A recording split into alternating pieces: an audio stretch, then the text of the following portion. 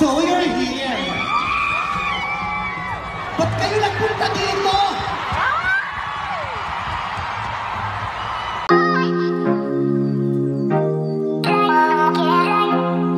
Aliw ang naging banat ng unkabogable star na si Vice Ganda matapos makitang pinapanood siya nina MC Mua at Lassie Marquez.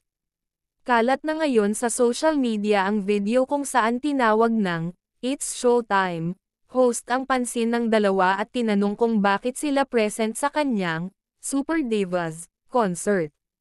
"Ba't kayo nandito?" Magagalit si Christy Ferman, saad ni Vice nang makalapit kina MC at Lassie. Pagpapatuloy niya, ang alam niya magkakaaway tayo. Sisirain niyo yung narrative. Mawawalan sila ng content. Bakit kayo nandirito? Sagot naman ni MC kay Vice, syempre hindi namin pwedeng mamiss yung concert mo. Diba?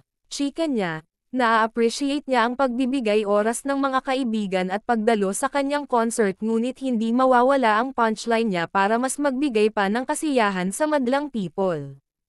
Kahit basang busy ang ating Pangulo sa Malacanang, nandito siya, sabay hawak ng kamay ni MC. "Mahal na Pangulo, bumati ka naman," say ni Vice kay MC. Sinakiyan naman ito ni MC at bumati sa iba pang manonood na kasama nila. Sunod namang pinagtripan ni Vice ang kaibigang si Lassie. "Because this is a time of loving, lahat tayo nagkakaisa, fresh from The Hague." Pagpapakita kay Lassie, "Bumati naman po kayo," sabi niya sa kaibigan na sinakiyan naman nito. Para sa mga hindi aware, sinasabing may hawig si MC kay Pangulong Bongbong Marcos habang si Lassie naman ay ang dating Pangulong Rodrigo Duterte. Labis naman ang tawanan at hiyawan ng madlang people sa moment na magkakasama sina Vice, MC, at Lassie. Matatanda ang naging usap-usapan na nagkaroon ng di pagkakaintindihan ang magkakaibigan matapos call out ng unkabogable star ang ugali ni MC sa kanyang vlog na tila ikinapahiya raw ng huli. Mas tumindi ang usap-usapan na may alitan sa pagitan ni Vice at MC nang mawala sina MC at Lassie sa "It's Showtime".